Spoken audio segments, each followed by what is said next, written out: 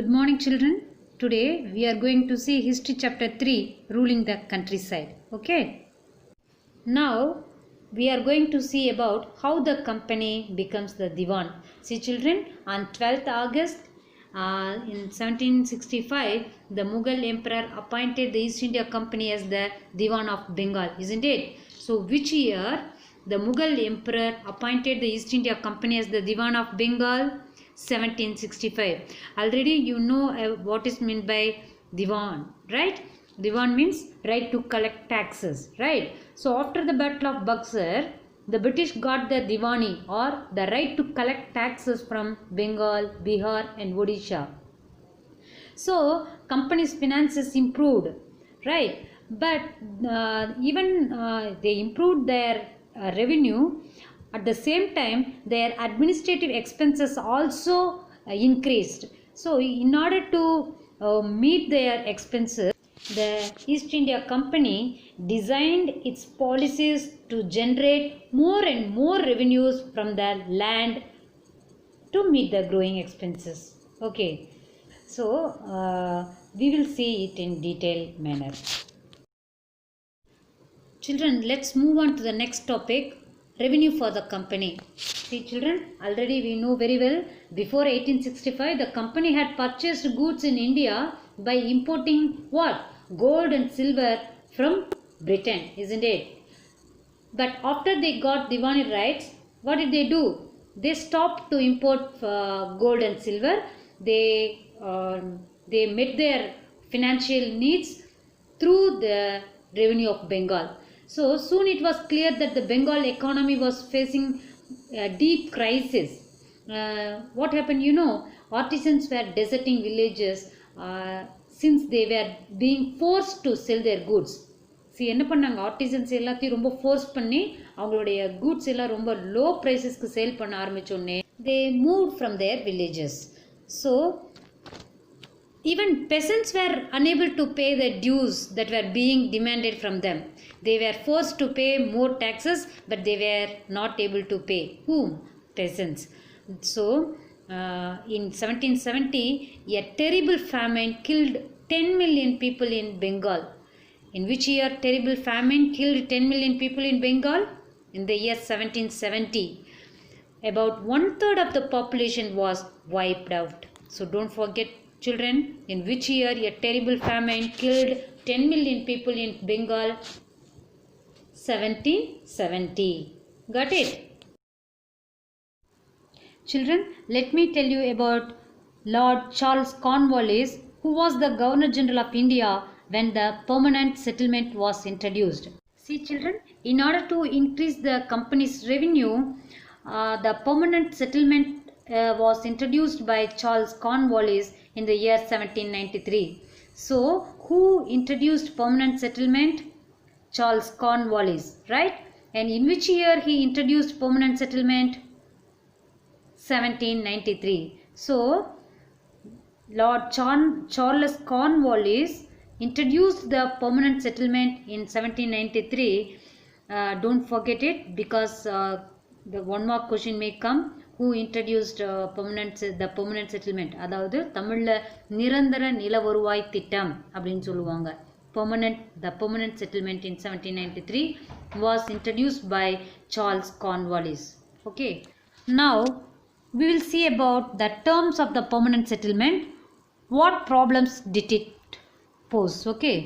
See, by the terms of the permanent settlement, the Rajas and Talukdars were recognized as Zamindars. Talukdars also known as Zamindars. Actually, they were asked to collect rent from the peasants and pay revenue to the company. Actually, the triangle shape, you remember that triangle. See, East India Company, then Rajas and Talukdars, then at last peasants. So the company asked to collect revenue from the peasants, to whom? Rajas or Talukdars.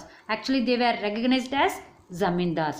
So Zamindars will collect revenue tax from peasants. Then they will pay to the company. But this settlement created problems. Actually, the company officials thought that this would ensure a regular flow of revenue. See, permanent நிரந்தர நிலவரிவாய் திட்டம்னு சொன்னதுனால they thought that regular income will come. The British felt that this permanent settlement system would ensure a regular flow of revenue to the company, and they thought that it would also encourage the zamindars to invest in improving the land, since the zamindar would benefit from increased production, isn't it? Yes, but by the first decade of the 19th century, the situation changed. What happened, the prices in the market rose and cultivation slowly expanded. This meant an increase in the income of the zamindars, but no gain for the company, since it could not increase the revenue demand that had been fixed permanently. Okay, but zamindars also thought that it is difficult to pay. Why? If anyone failed to pay, the revenue lost his zamindari. Numerous zamindaris were sold off at auctions organized by the company. It means அவங்க fix பண்ண amount அவங்க பே பண்ணலைன்னா, if they fail to pay, அவங்களோட land எல்லாம் action ஏலம் விடப்படும். அவங்களோட நிலத்தை நிறைய ஜமீன்தார்ஸ் தே sold there land also. And நிறைய ஜமீன்தாரோடைய நிலம்லாம் என்னாச்சு, ஆக்ஷனில் ஏலத்தில் விடப்பட்டுச்சு. இந்த மாதிரி ட்ராபேக்ஸு இருந்துச்சு. Even and also zamindars did not have an interest in improving the land because some had lost their lands in the earlier years of settlement, right? Others also saw the possibility of earning without the trouble and risk of investment. At the same time, the cultivators also found the system extremely oppressive. It means cruel. See, children, this system forced them to pay, no? So they felt that it was unjust or unfair. Okay.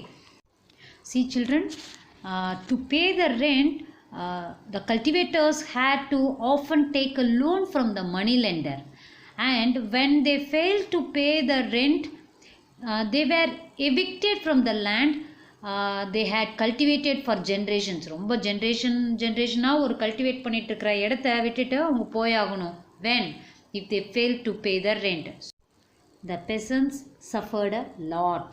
Okay. Children, now let me tell you about Mahalwari system or Mahalwari settlement. See, children, this system was devised by Holt Mackenzie. See, in northwestern provinces of Bengal Presidency. It means most of this area is now in Uttar Pradesh. An Englishman called Holt Mackenzie devised the new system which came into effect in 1822. So, who introduced or who devised a new system, Mahalwari system or Mahalwari settlement? An Englishman called Holt Mackenzie in the year 1822. So, Charles Cornwallis introduced the permanent settlement, but Holt Mackenzie devised a new system is called Mahalwari system. See, children, I tell you the meaning of Mahal.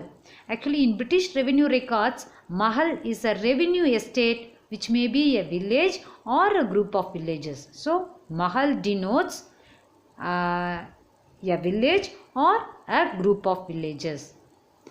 Okay, let us see about it clearly. See, children, Holt Mackenzie thought that the village was an important social institution in North Indian society and that needed to be preserved. So, village should be preserved.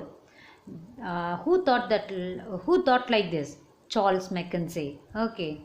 Under his directions, collectors went from village to village, inspecting the land, measuring the field, and recording the customs and rights of different groups. So, the estimated revenue of each plot within a village was added up, calculate the revenue that each village. So each village mahal had to pay. This demand was to be revised periodically. அப்பப்போ இது வந்துட்டு revise பண்ணுவாங்க, whether the tax will be increased or tax will be decreased. But mostly it won't be decreased. Commonly they used to increase their taxes. Okay.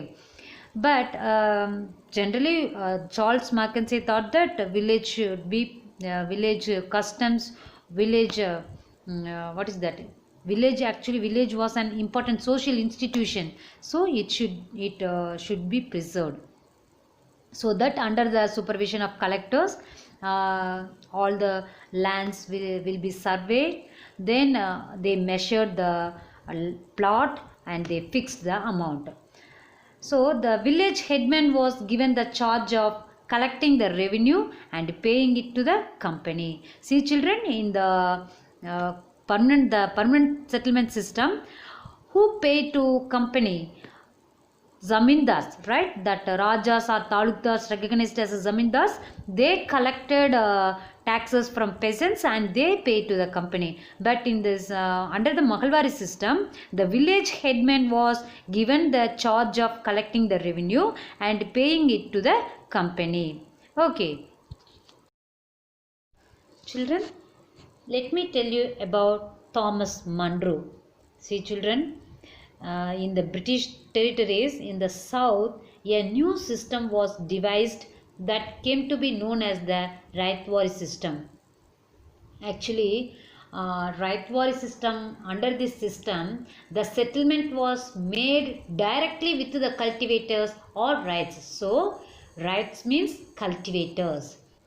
Actually, this Raithwari system was tried on a small scale by Captain Alexander Reid. Afterwards, Thomas Munro, who was the governor of Madras, developed this system which gradually extended all over South India. You remember, don't forget children, it was executed in the south of the India, not in North India, in the southern part of India. So in the south there were no traditional zamindars. Hence the settlement was made directly with the cultivators or ryots who had tilled the land for generations. யாரெல்லாம் ரொம்ப ஜென்ரேஷனாக லேண்டை cultivate பண்ணிட்டு இருக்காங்களோ அவங்கள்ட்ட இருந்து டைரெக்டாக company land revenue collect பண்ணுறாங்க. But their fields were separately surveyed before the revenue assessment was made. But before going to fix the tax, what they used to do? They used to assess their land and they will fix the amount. Okay. So basically, this Raithwari system was tried on a small scale by Captain Alexander Reid, but Thomas Munro, who was the Governor General of Madras, developed this system which gradually extended all over South India. Children, right means cultivators. Got it? Children, now we will see about crops for Europe. See children, to meet the needs of industrial revolution, England needed certain raw materials in large quantities. So these raw materials were not available in England. Actually, by the end of the 18th century, the British realized that the land in India could also be used to grow crops what they needed. So such as indigo, cotton, sugar, jute, oil seeds, tea and coffee. See children, indigo, I think all of you have heard about indigo blue color, right? So indigo actually one color, blue color. So we will see about indigo in next content and all. Actually, they forced cultivators, the British East India Company forced cultivators in various parts of India to produce cash crops needed in England, such as jute in Bengal, tea in Assam, sugarcane in the United Provinces, now Uttar Pradesh, wheat in Punjab, cotton in Maharashtra and Punjab, rice in Madras. So plantation agriculture on commercial liners was developed mainly in indigo. As well as tea and coffee. So the British used a variety of methods to expand the cultivation of these crops. The development of plantations on profit basis led to commercialization of agriculture. Already we know about plantation, right? It is a type of commercial farming.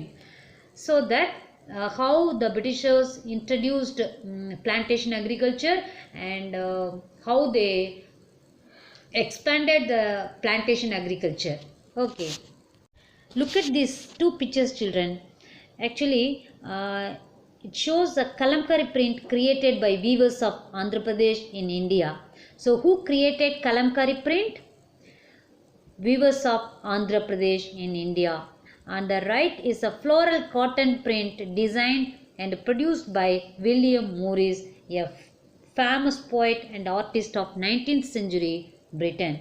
So, who created kalamkari print? A kalamkari print was created by weavers of Andhra Pradesh in India. At the same time, a floral design, a Morris cotton print was designed and produced by William Morris, a famous poet and artist of 19th century in Britain. Okay. Actually, there is one thing common in the two prints. Both use a rich blue color, commonly called indigo. Do you know how this color was produced, children? Actually, the indigo blue in these prints was produced from a plant called indigo. Okay. Now we will see why the demand for Indian indigo. Okay, actually the Indian indigo plant grows primarily in the tropics. So indigo plant grows primarily in tropical countries. By the 13th century, Indian indigo was being used by cloth manufacturers in Italy, France and Britain to dye cloth. So most natural indigo comes from the indigofera plants native to the tropics. Actually, the earliest known center for producing and processing indigo was India, where they learned to render a blue dyed pigment out of the plant for dyeing textile. இண்டிகோங்கிற ஒரு செடியிலிருந்து ஒரு டையை produce பண்ணி அது க்ளோத்துக்கு டையிங்க்கு use பண்ணலாங்கிறத எங்கே கண்டுபிடிச்சாங்கன்னா இந்தியாவில். So the indigo a dye used for dyeing cloth. Actually, indigo is blue colored dye obtained from the indigo plant. Okay, children. So, indigo is blue colored dye obtained from the indigo plant. Actually, indigo plants primarily grows in tropical countries, so that the British gave importance to cultivate indigo in India. Okay. Actually, in the European market, the indigo's price was very high. Actually, European cloth manufacturers therefore had to depend on another plant called woad to make violet and blue dyes. So, woad was used to make violet and blue dyes. Indigo was used to make rich blue color dyes. Okay. Actually, being a plant of the temperate zones, woad was more easily available in Europe. See, look at the difference between woad and indigo. Indigo you used to grow in tropical countries, but grows in temperate zones. Actually, woad was more easily available in Europe. It was grown in northern Italy, southern France and in parts of Germany and Britain. Actually, worried by the competition from indigo, woad producers in Europe pressurized their governments to ban the import of indigo. Immediately, என்ன பண்ணாங்க அந்த woad producers எல்லாம் எங்கடா indigo வந்து ஒரு காம்படிஷனாக வருதே அப்படின்னு சொல்லிட்டு இண்டிகோவை இம்போர்ட் பண்ணுறதை பேன் பண்ணணும்னு சொல்லிட்டு who pressurized their government? Woad producers. Okay. But cloth dyers generally preferred indigo as a dye. Indigo produced a rich blue color, whereas the dye from woad was pale and dull. So, by the 17th century, European cloth producers forced their governments to relax the ban on indigo import. Actually, by the end of the 18th century, the demand for Indian indigo grew further. Okay, let's move on to Britain turns to India. Actually, the British cultivated indigo in Jamaica. Where it is located? Jamaica is located in North America. Okay, but now Britain focused towards India to cultivate indigo. You know, children, India actually from the last decades of the 18th century, indigo cultivation in India, especially in Bengal region, they expanded the cultivation of indigo. Actually, Bengal indigo came to dominate the world market. In 1788 only, about 30% of the indigo imported into Britain was from India.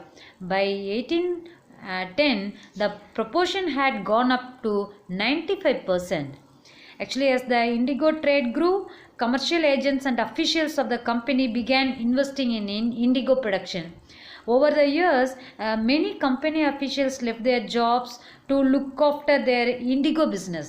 After seeing the profit of indigo plantation, many company officials left their job and they concentrated to cultivate indigo. Attracted by the prospect of high profits, numerous Scotsmen and Englishmen, Scottish people, so Scotsmen and Englishmen came to India and became planters. அங்கிருந்து வந்து இங்கே பெரிய huge லெவலில் லேண்டை purchase பண்ணி அவங்க வந்து இண்டிகோவை plant பண்ணாங்க. Those who had no money to produce indigo could get loans from the company and the banks that were coming up at that time. அந்த டைமில் indigo at any cost indigo grow பண்ணணும், அந்த ஆஸ்பெக்டில் என்ன பண்ணாங்க, நிறைய loan கொடுத்தாங்க. பேங்க்கில் இருந்தவங்க லோன் கொடுக்க ஆரம்பிச்சிட்டாங்க இண்டிகோ பிளான் பண்ணுறதுக்காக வேண்டி. Okay, now we will see about the indigo cultivation. See children, now we will see how was indigo cultivated. Okay, see, the slave revolt in Saint Dominic, August 1791, actually Saint Dominic country produced indigo for French. Actually it was a French colony, so that their indigo was cultivated for France. In the 18th century, what happened? French planters produced indigo and sugar in the French colony of Saint Dominic in the Caribbean islands. The African slaves who worked on the plantations rose in rebellion in 1791, actually burning the plantations and killing their rich planters. In 1792, France abolished slavery in the French colonies. Actually, these events led to the collapse of the indigo plantations on the Caribbean islands. Why I told you, no?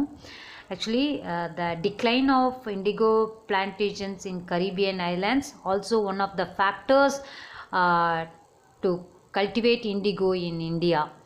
Okay, and also very important, in the year 1792 France abolished slavery. That also very important point.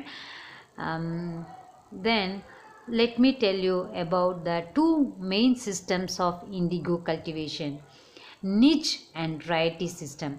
NIJ, niche cultivation, and variety system. These were two main systems of indigo cultivation. Actually, within the system of niche cultivation, the planter produced indigo in lands that he directly controlled. He either bought the land or rented it from other zamindars and produced indigo by directly employing hired laborers. அதில் என்ன important feature என்னென்னா, இந்த நிச் கல்டிவேஷனில் ஒரே ஒரு planter ஒரு லேண்டை எதர் அவங்க purchase அவங்க வாங்கியிருப்பாங்க, இல்லைன்னா ரெண்ட்டுக்கு ஹியூஜ் லெவலில் ரெண்ட்டுக்கு எடுத்து ஜமீன்தார்ஸ் கிட்டேருந்து ரெண்ட்டுக்கு எடுத்து அவங்க இண்டிகோ ப்ரொடியூஸ் பண்ணுவாங்க. டைரெக்டாக அவங்களுக்கு தேவையான ஆட்களை ஹையர் பண்ணிக்கிறது, லேபரர்ஸ் எல்லாம் கூலிக்கு வச்சுக்கிறதெல்லாம் யார் டிசைட் பண்ணுவாங்கன்னா இந்த பிளான்டர்ஸே டிசைட் பண்ணுவாங்க. Okay, now we will see about the problem with niche cultivation. Okay, Now let us see the problem with niche cultivation. See children, the planters found it difficult to expand the area under niche cultivation. Yes, because under niche cultivation, huge level of land was cultivated, right? It was a plantation, right? So it was difficult to expand the area under niche cultivation. Indigo could be cultivated only on the fertile lands, and these were all already densely populated. So indigo could be cultivated only in the fertile land. நல்ல செழிப்பான நிலத்துல தான் வளரும். At the same time அங்க already populated, densely population அங்க அதிகமாக இருந்தது. Only small plots scattered over the landscape could be acquired. So small plots மட்டும்தான் அவங்களுக்கு கிடைச்சது. Planters needed large areas in compact blocks to cultivate indigo in plantations. Where could they get such land from? They attempted to lease in the land around the indigo factory and evict the peasants from the area, but this always led to conflicts and tension.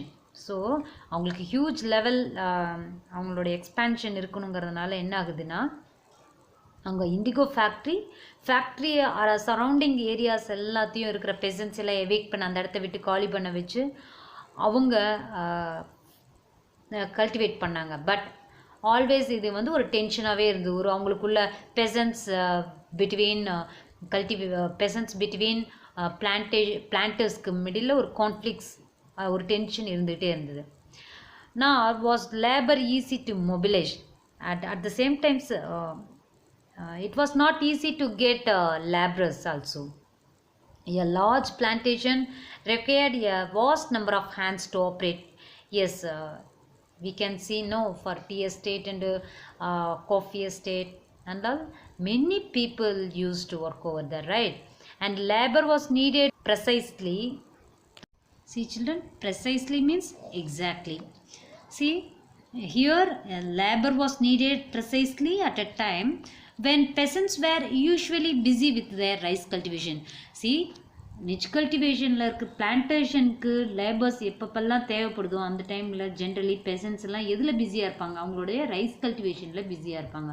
So it was difficult to get labourers. Okay, then niche cultivation on a large scale also required many plows and bullocks.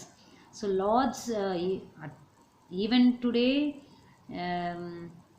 the plantation used to do, but machineries are used in this plantation, right? But those time, yes, large scale also required many plows and bullocks. நிறைய மாடை வச்சு உழுதாங்க, அதனால அதுக்கும் நிறைய needs இருந்தது. 1 bighah of indigo cultivation required 2 plows. Bighah means a unit of measurement of land. Actually, before British rule, the size of this area varied.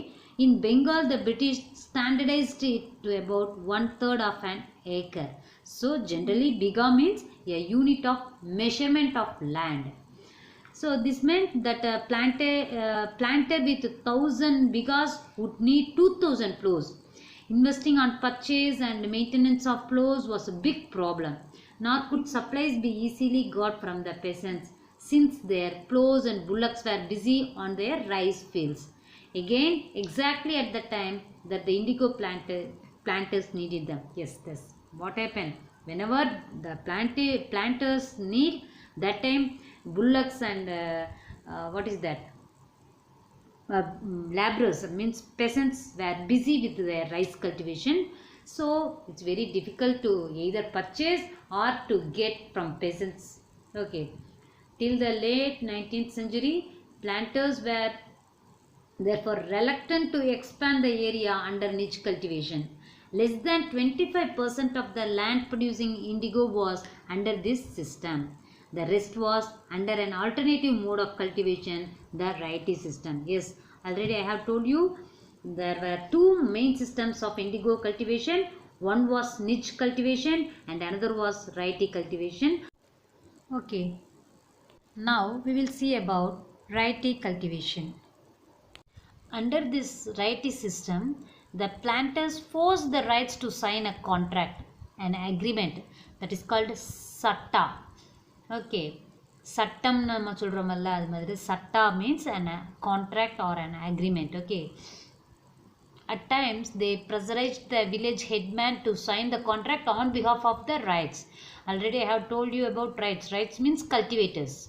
Okay. Those who signed the contract got cash advances from the planters at low rates of interest to produce indigo. அவங்க பிளான்ட்டை produce பண்ணுறதுக்காக வேண்டி அட்வான்ஸாகவே லோனாக கொடுக்குறாங்க. But the loan committed the right to cultivating indigo on at least 25% of the area under his holding. The planter provided the seed and the drill while the cultivators prepared the soil, sowed the seed and looked after the crop. Okay.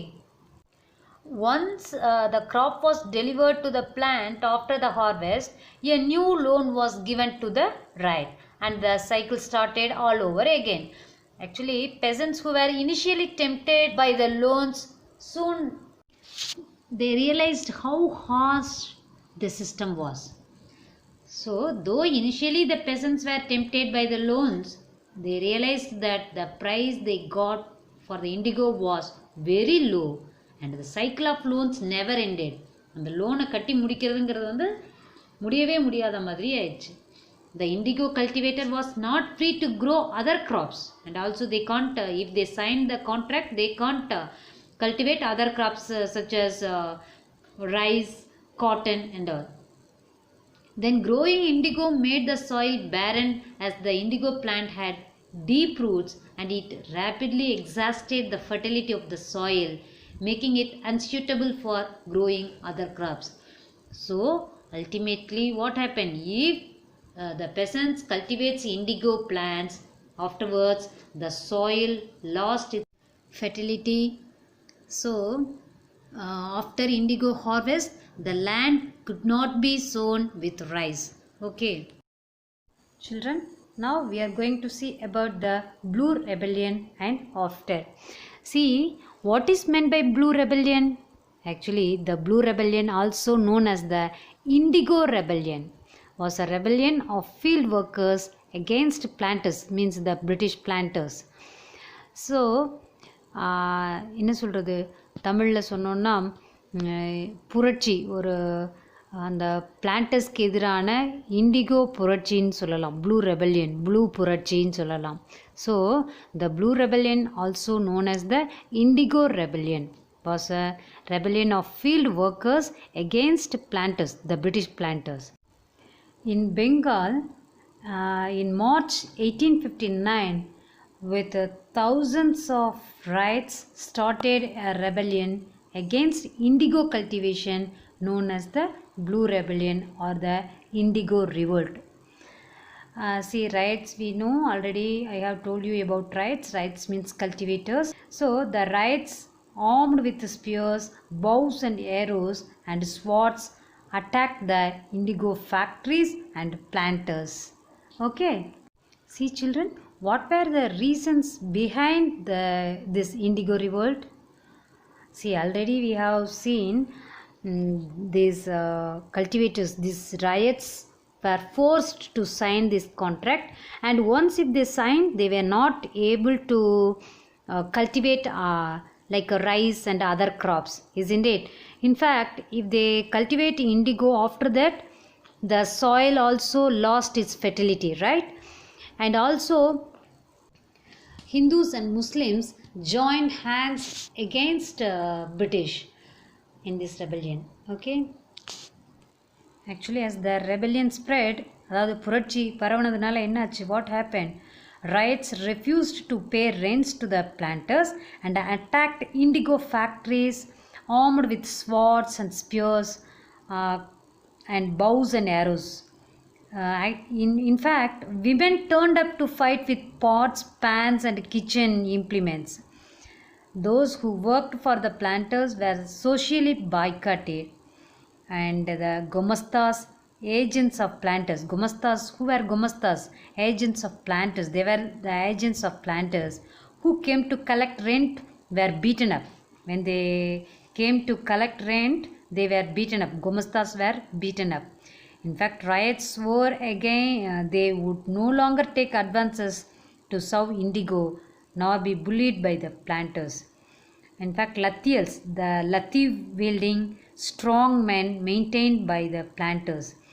Lathialsனா அந்த லத்தி வச்சுட்டு like அவங்களுடைய strong man maintain by the planters. அவங்களுக்கு வந்து ஒரு escort மாதிரி வச்சுருப்பாங்க.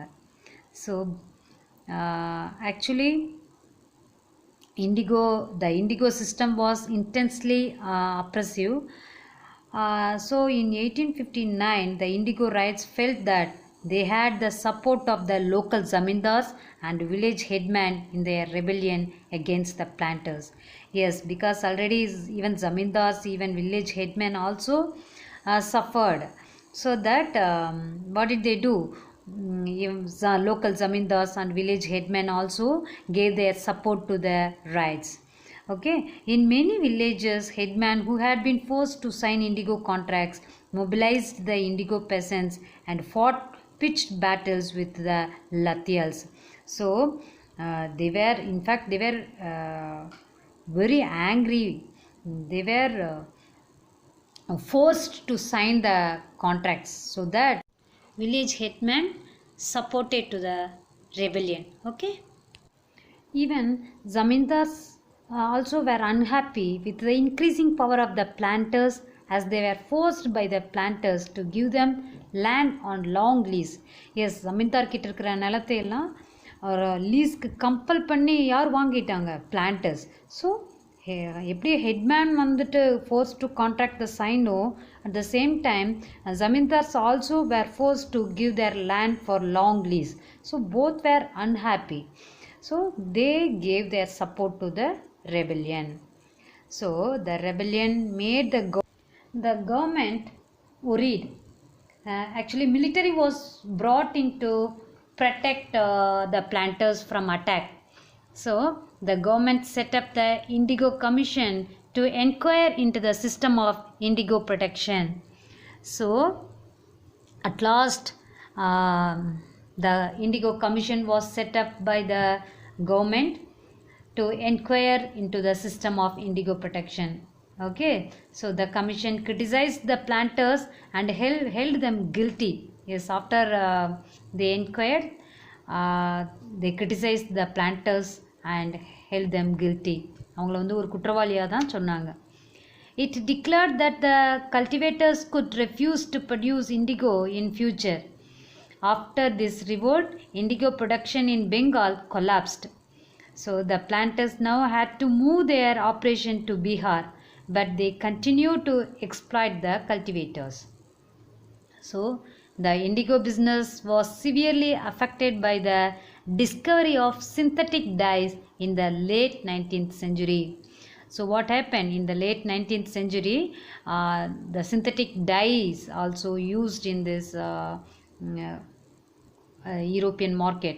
So for dyeing purposes, synthetic dyes were used. So the indigo business was severely affected by the discovery of synthetic dyes in the late 19th century.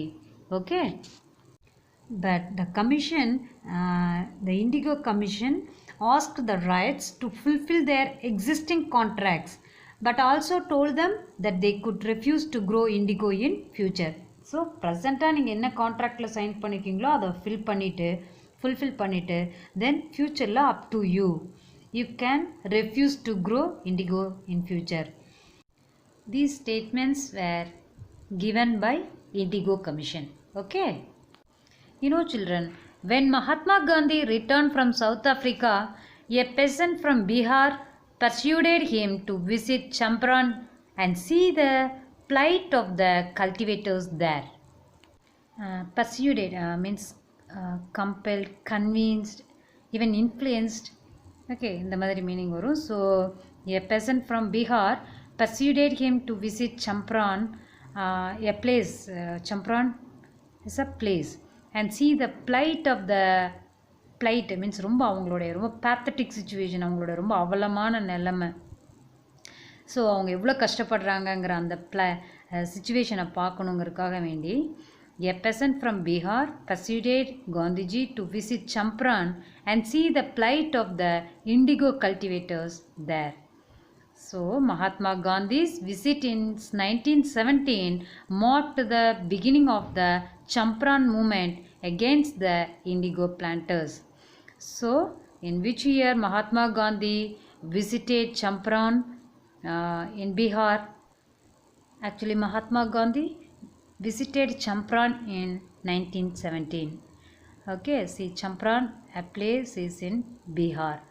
Okay, so Mahatma Gandhi's visit in 1917 marked the beginning of the Champaran movement against the indigo planters.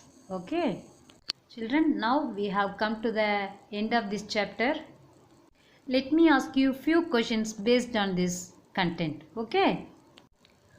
Who was the Governor General of India when the permanent settlement was introduced? Charles Cornwallis, right? Okay. What did the permanent settlement actually mean? The amount of revenue the peasants were expected to pay was fixed permanently, right? That is, it was not to be increased ever in future, right? Okay. Who created Kalamkari print? The weavers of Andhra Pradesh created Kalamkari print, right? Who was William Morris? He was a famous poet and artist of 19th century Britain. He designed a floral cotton print known as Morris cotton print, right?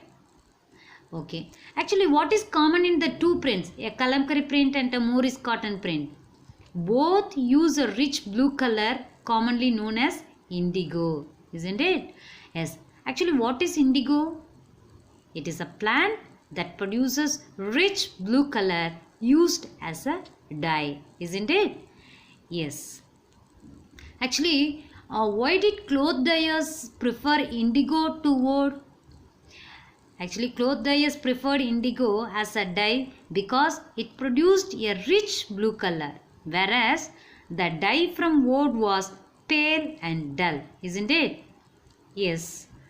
Okay. What did niche cultivation require?